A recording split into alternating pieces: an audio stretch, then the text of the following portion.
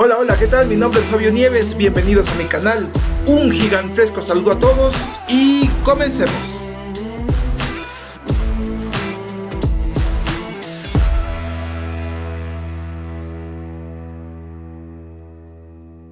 Por otro lado está el género, que el género es un constructo social, o sea, es algo inventado para entenderlo. Son comportamientos o estereotipos que se asocian a un sexo en concreto, o sea, es algo construido socialmente. Esto es importante porque en esta ley de autodeterminación de género no estamos hablando de determinar el género, estamos hablando de determinar el sexo, porque no hay ningún registro sobre género, lo hay sobre sexo. Entonces estamos hablando de cambiar el sexo a nivel jurídico. No se puede hacer leyes en base a sentimientos. Creo que estamos en un día histórico.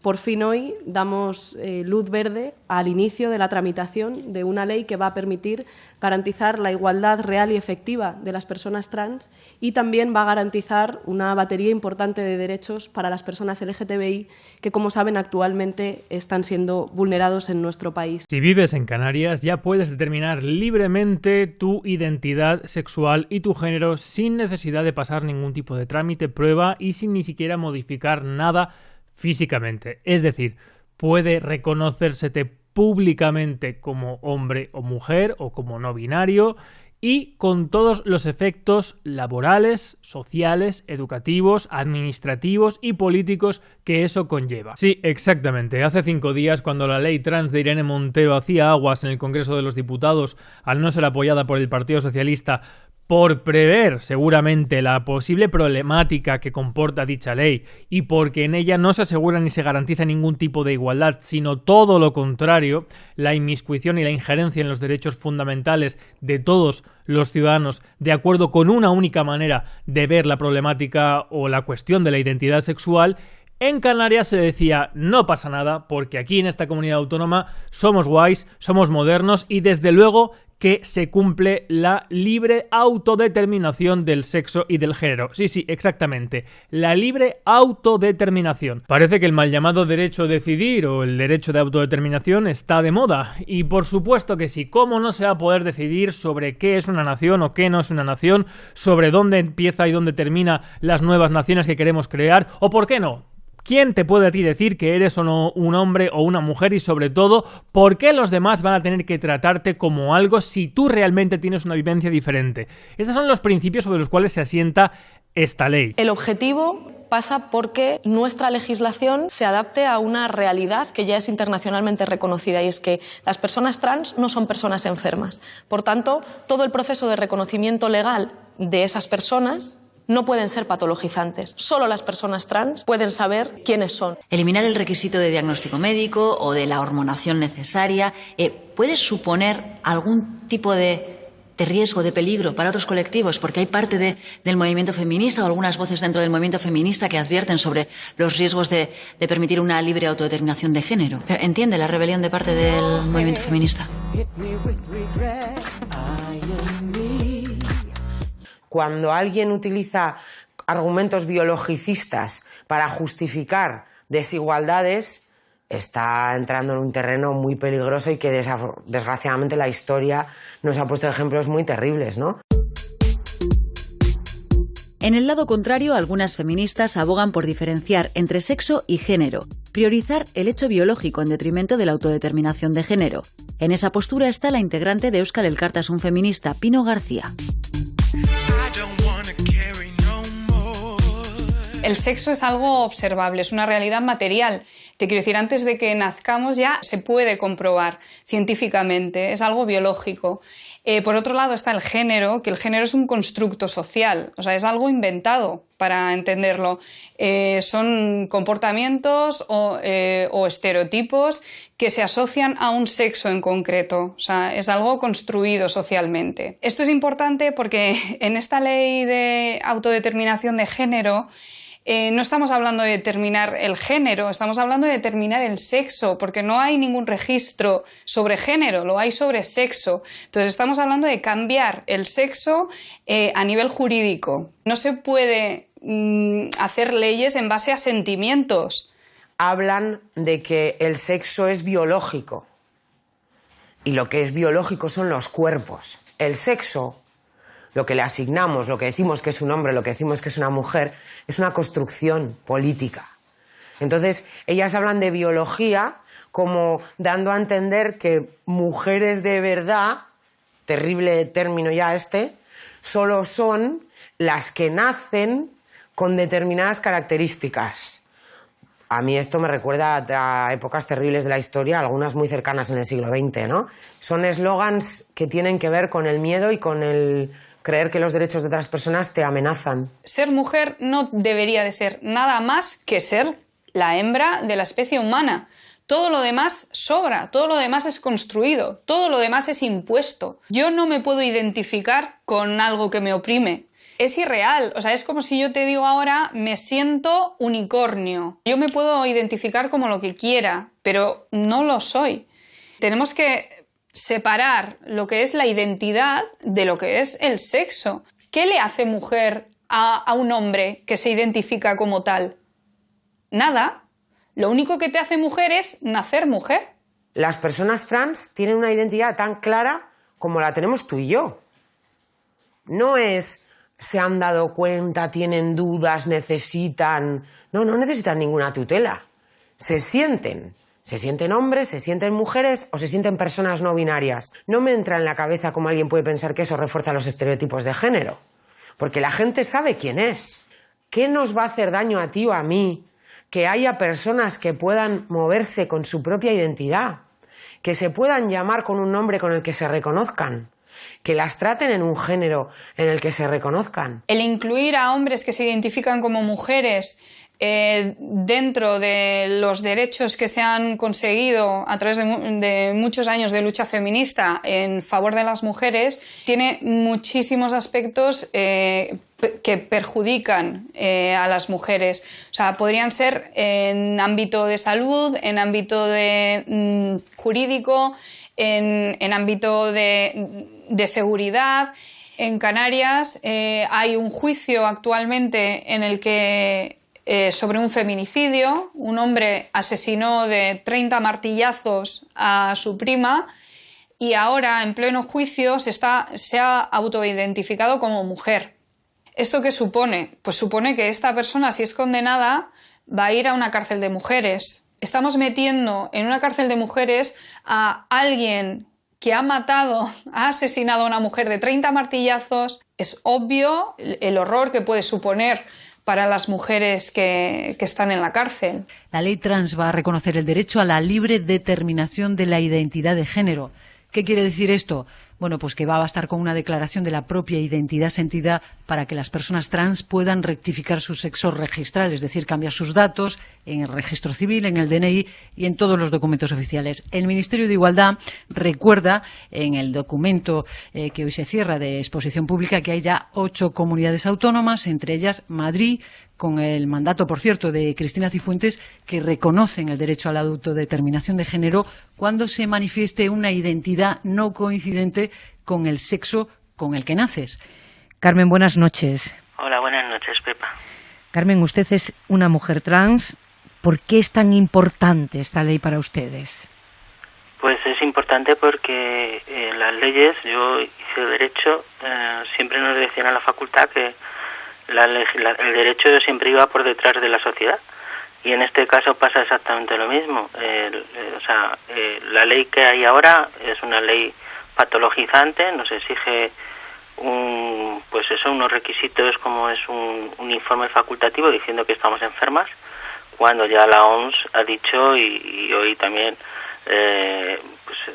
han dicho los psiquiatras españoles que no es una enfermedad. Es decir, la ley está desactualizada y lo único que hay que hacer es actualizarla a día de hoy.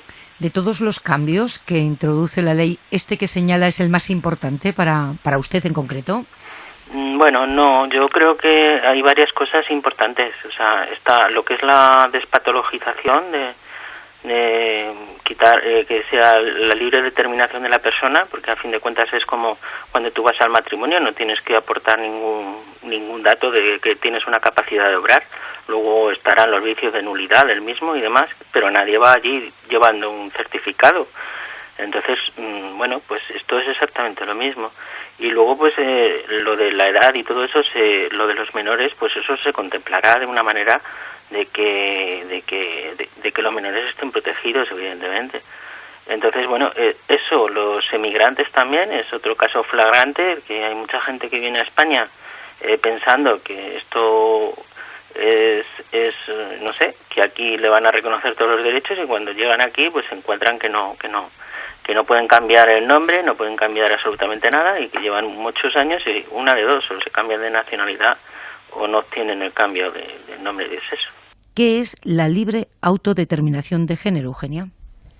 Bueno, es un derecho ya reconocido en el derecho internacional en muchísimos países, como ya se ha apuntado también en algunas comunidades autónomas en España, que consiste en que una persona pueda definir libremente su identidad de género cuando esa identidad no coincide con la que aparece en su documentación.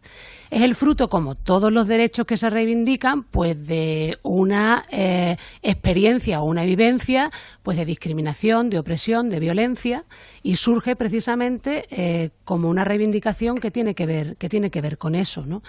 Hace muy poco la Comisión Europea ha dicho claramente que este derecho está ahí, que aconseja a los Estados trabajar en la dirección de su reconocimiento, evidentemente dejando a cada Estado legislar al respecto, ¿no?, para ver de qué manera se puede acreditar que esa voluntad manifestada pues es una voluntad fiable, es legítima, es madura, es estable, en fin, que es probablemente donde está pues muchas veces el elemento de disenso, ¿no? La posición de Ángeles sobre el derecho a la libre autodeterminación de género. Bueno, la posición de las organizaciones de mujeres que represento esta noche aquí, ¿no? Por tanto, no va a ser solamente mi opinión. Yo creo que lo primero que hay que decir es que es bueno que no nos hagamos trampas en el debate, porque aquí no estamos hablando del respeto a la libre autodeterminación del género.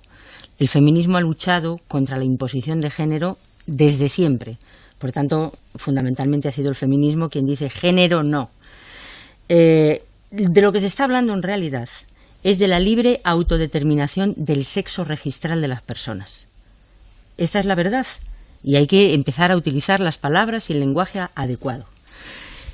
Cuando estamos hablando de la pregunta que nos hacías con relación a de qué hablamos cuando hablamos de la autodeterminación, estamos hablando de que una persona que no necesariamente tiene que ser una persona transexual puede utilizar el registro civil para decir que es no binaria, que pertenece a un sexo contrario al sexo nativo, digamos, con el que nació, etcétera, y que no se le va a pedir absolutamente ningún tipo de certificación que diga que padece disforia. Es decir, traducido al castellano y para que nos entienda la gente, al final la autodeterminación no significa otra cosa que las personas transexuales puedan hacer esto, pero que las personas no transexuales también puedan hacer esto. Eugenia, ¿qué? Bueno, yo creo que lo que se plantea no es que haya personas que quieran usar esto para hacer fraude, que es un poco lo que tú estás planteando, ¿no, Ángeles? Es decir, bueno, se puede utilizar el registro para hacer fraude, porque puede pensarse pues en gente que quiere formar parte del colectivo mujeres sin haber tenido ninguna vivencia ni experiencia relacionada con eso y sin tener o tener una voluntad que obedece exclusivamente a un deseo, a un interés o a una pulsión. Bueno, yo creo, primero, que esos casos serán en todo caso marginales. Bueno, las mujeres están siendo mayoritarios ya. Bueno, mayoritarios no están Hay más siendo... personas transgénero en estos momentos que transexuales. Bueno, voy a terminar. Creo que, por una parte, eso es entender que el colectivo de mujeres, en lugar de ser un colectivo, sometido a la discriminación y a la opresión, es una especie de club de privilegiadas en el que quisiera entrar un montón de gente, ¿no? Cuando precisamente nosotras lo que estamos es en una situación más bien de inferiorización respecto de los varones. No sé cuántos varones libremente quieren hacerse pasar por mujeres para formar parte de nuestro club. Yo, la verdad es que no les arriendo la ganancia, vamos, si es lo que quieren hacer. En todo caso, los casos de fraude también podrían ser detectados, como son detectados pasado siempre. Nosotros tenemos un instrumento que se llama notario, que se llama registrador, ¿no? Son instrumentos que utiliza el derecho para acreditar que detrás de una voluntad hay una necesidad real, no una pulsión, un interés o un deseo aleatorio, ¿no? Y que esa necesidad se puede llegar a convertir en un derecho. Para eso pasa con una persona que es un testamentario, ¿no? Y que va al notario y dice, oiga, mire, es que yo le quiero dar todo lo que tengo a una persona que acabo de conocer. Y bueno, pues vamos a estudiar un poco si este señor está en sus cabales o no está en sus cabales, ¿no? Y no se le pide ninguna certificación médica. Por otra parte, como tú sabes, ni la OMS, ni eso está muy de moda ya en un montón de lugares. Ya se sabe que la certificación de la disforia... ¿Qué es lo que está de moda? No demos cosas por sentadas. No, la certificación de la disforia de género, ¿no? Esto ya, pues la Organización Mundial de la Salud ya ha dicho que esto no se debe exigir, que, mira, y voy a poner un último ejemplo. No es cierto. ¿La Organización Mundial de la Salud no ha dicho esto? La Organización Mundial de la Salud ha dicho que eso no es una enfermedad y que no se debe tratar como una enfermedad. La ha sacado del capítulo de enfermedades para colocarlo y le ha cambiado el nombre y ha cambiado el capítulo. Ya no lo considera una enfermedad, como no lo es, pero habla de incongruencia de género. Y lo que es el diagnóstico de la disforia de género y de la incongruencia de género, que es el nuevo término que maneja la OMS, es idéntico, exactamente el mismo. Por tanto, lo que han hecho es retirarlo del capítulo de enfermedades mentales para ponerlo en el capítulo relacionado con la salud sexual. Exacto. Y efectivamente, pero eso, por ejemplo, el Ministerio lo oculta en su documento. Cuenta la mitad de lo que hace la OMS y oculta la otra mitad de lo que dice la OMS. Tenemos problemas en el ámbito deportivo. Es decir, en estos momentos tenemos ya, podéis entrar a la página contralborradodelasmujeres.org en la sección de deportes. Hay una lista amplísima de varones nativos que están compitiendo con mujeres. Aunque bajen sus niveles de testosterona, está demostrado que la corpulencia, la capacidad de oxigenación de la sangre como consecuencia de una mayor capacidad pulmonar, lo que tiene que ver con el desarrollo fisiológico del cuerpo de un hombre y de una mujer, juega con ventaja en los deportes femeninos. Y entonces una de las cosas que está ocurriendo y que ya ha estado suficientemente documentada es que las mujeres están empezando a perder los podiums cuando prácticamente no hace ni un siglo que hemos podido empezar a hacer deporte. Entonces, ¿tienen derecho las personas transexuales a hacer deporte? Faltaría más. Todo, pero no a costa de cargarse el deporte femenino. Entonces habrá que ver cuál es la solución, pero no puede competir quien tiene unas cualidades físicas muy superiores y no homologables a las de las mujeres con las mujeres, porque es la manera más rápida de acabar con el deporte femenino. Tenemos problemas en la representación paritaria. María Eugenia hablaba antes de hay que ver cómo corregimos que no se haga un uso abusivo de la ley, pero en el 2018 en Oaxaca, en una ley como la que proponen ahora, lo que ocurrió fue que 17 hombres se apuntaron como mujeres en las listas electorales con la connivencia de sus partidos. ¿Quién les denunció? Les denunciaron las personas transexuales. El colectivo transexual es quien denunció eso. Y es el colectivo transexual, y esto lo quiero dejar también muy claro, quien está haciendo ya declaraciones en el sentido de que perder el apoyo médico y psicológico en el proceso de transición es una barbaridad para ellos. Evidentemente creo que podemos decir que el Partido Feminista sí que ha insultado a las personas trans. En numerosos tweets, en los comunicados, etcétera, etcétera, negando nuestra identidad y negando nuestra realidad. Y a todo esto, a la presidenta del Partido Feminista de España, Lidia Falcón, se le sigue dando voz en medios de izquierdas para difundir su mensaje de odio contra las personas trans. Ay, pues como decía antes, los extremos se tocan. Parece ser que las personas trans somos enemigo común de la ultraderecha y del movimiento TERF. ¿Qué es el movimiento TERF? Es el acrónimo en inglés de feministas radicales que excluyen a las mujeres trans. Trans Exclusionary Rat Fem. Y esto no podía ser menos objeto de debate. Pues bien, ahora pongan mucha atención. El feminismo debe incluir a todas las mujeres, independientemente de sus genitales, independientemente de su procedencia, del color de su piel. Y también independientemente de sus ideas contrarias al feminismo. El movimiento feminista tiene que ser inclusivo. Un feminismo que excluye a cualquier tipo de mujer, para mi gusto, no es feminista. Un feminismo que excluye a cualquier tipo de mujer no es feminismo. Si lo que busca el feminismo es no excluir a ninguna mujer, entonces ¿por qué el feminismo no acepta la realidad de muchas mujeres que voluntariamente prefieren quedarse en casa, cuidar a los hijos o no trabajar para no exponerse a ciertos peligros que muchos trabajos conllevan? La realidad de las mujeres es muy diversa. No se puede permitir que el feminismo sea cis, hetero, blanco y europeo. Negar la realidad de cualquier mujer es excluirla. Estoy alucinando, simplemente no puedo creer lo que estoy escuchando. Superficialmente es el mismo discurso de las mujeres feministas, pero en la práctica resulta que son muy violentas y excluyen a todas las mujeres que no piensan como ellas. Ese es el problema. La sororidad. Una utopía que no se sostiene en sí misma porque son capaces de ser tan violentas y tan crueles con una mujer en cuanto se sienten atacadas, tal cual como lo serían con los hombres. Entonces, ¿dónde la sororidad? Suscríbete, dale like, haz clic en la campanita y comparte.